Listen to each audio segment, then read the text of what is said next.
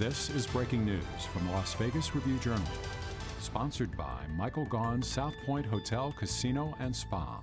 On the stats, how proud are you of him? Were you with him being a rookie? Oh, yeah, I thought Ashton did a great job, for his first full game, 60 minutes of action. Obviously did a lot of great things, had a lot of great runs throughout the game. And I think, for him, as he continues to grow and continues to learn, he's just got to continue to get better from each experience, the good and the bad one. So I thought he did a great job, really happy with him, but that's behind us. We got to get focused. What stood out to you most about watching them beat the Chiefs on the film? I was just watching their defense, but, I feel like their defense, they got, really good guys up front. Starts with Khalil, and then they got Thule, who's been doing a great job. I think their two guys inside are really stout versus the run and the pass. I think Deion is playing great as of late. I know he started the end of last year, and he's really carried that over into this year. Denzel, always, been a great player. Know him from when I played with the Chargers, as well as Derwin. He's the spearhead of their defense. They're going to move him around, put him in positions to be successful. They got great guys on the back end. Got a vet with Dante Jackson. Then they got a younger guy who's been playing really, really well with Tarheeb Steele. Two veteran safeties. They got rotational guys, Bud Dupree, a lot of guys that can step in and make plays. So we just got to be on top of what they're doing and make sure that we go out there and execute. I know every game is important, and wherever and whenever you have to play them, you play them. But it is Monday Night Football, and you seem like somebody that embraces stages and challenges. Is there a little bit more to a Monday night game? No, that's another game. Football's football, no matter where you play, no matter when you play. I take it personal, no matter where it is. It's just another game, and to me, if you let those things affect you, then you're not in the right mind state. So I like to remain focused and stay solid. Jacoby's one of the most underrated wide receivers in the NFL, and you and him have built a really good rapport. What is it from a quarterback standpoint that makes him so special?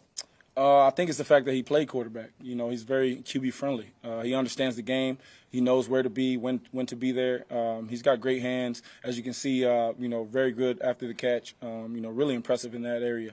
And I think that the most impressive thing is just how humble he is and how much of a team player he is, and how much he wants the other guys around him to be great. I think that's something that is special and is rare in that position room. And so we got a lot of great guys, but I enjoy playing with Jacoby. I think he's one of the best. You just said that from the player perspective, it's just another game.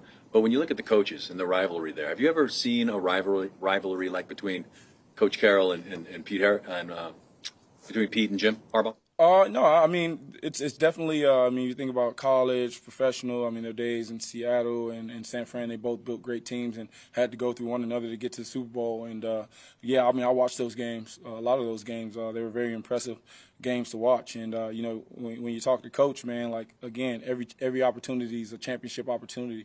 And so whatever he feels with that rivalry, that's on him. But I'm focused on the game and going out there and executing and making the right reads. What's it like for you to be able to have as many weapons as you do, to be able to spread the ball around like you did on Sunday? Somebody told me we had no weapons, so it's just kind of like, wasn't me. What is it? I think we got some of the best guys in the league, and as long as I make the right decisions and spread the ball around and set my feet and get the ball out, those guys will make plays, as we've seen. And so it gives me great confidence knowing that those guys can do that, and it really, I put the pressure on myself to make sure I'm out there making the right reads and the right throws and getting the ball in their hands. Along those lines, a lot of work went in between you and Michael Mayer, you and Trey Tucker, to get it to where it needs to be. How good did it feel that it came to fruition on Sunday? It felt good, but that's just one game. Like I said, man, we got 16 more of these things that we got to go out there and take care of, and we got to continue to grow throughout the season. There's a lot of great things that we did, but I think we all can agree that we left a lot of yards out there and maybe some points as well. And so those are the things I'm focused on: is how can we improve on those things so that we can go out there and fully execute throughout the entire game, so we can see exactly what we can be. That's really important to me. But Mike and Trey have done a great job. Extremely hard-working guys.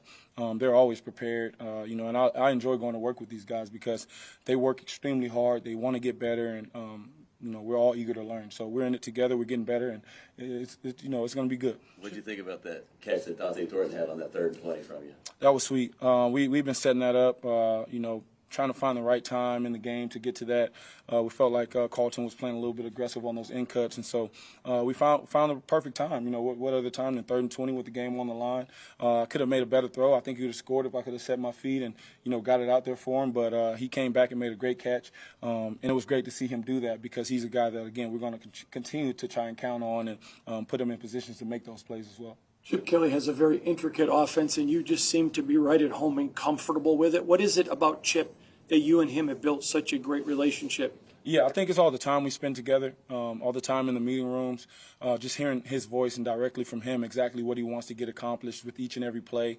You know, I think he's when I think about Chip, man, like he's so cerebral and such a smart coach, and he's always thinking of the next thing, the next layer, you know, to attack the defense, and that's something that I'm, you know, always doing as well. So I think we mesh in that area. We're football junkies, football nerds. He loves the game, I love the game, and I mean, it's just, you know, we love being around each other. I think it's just, you know, great synergy. You've learned so much as a veteran quarterback versus being a young one and just getting thrown into the game. So what's the biggest thing you've learned about creating a culture with your receivers on and off the field, season and off season? Yeah, I think the biggest thing is just discipline and routine.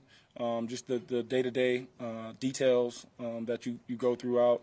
You know, I think when I was a young quarterback, there was a lot of things that I didn't know about preparation and how to study film, and you know, what am I looking for? How do I build a game plan? As I got older, you know, I began to develop more of that, and now I feel like I'm in a good place. But I want to continue to improve on that, and so having Tom around, and you know, all the coaches that we have, all you know, KP, you know, having Aiden, and just guys to bounce ideas off of is going to help me. But overall, man, I just think it's just an ongoing process of trying to get better and trying to find a way to be better each and every day. Thank you, guys. Thank you. Yeah, of course, that's it.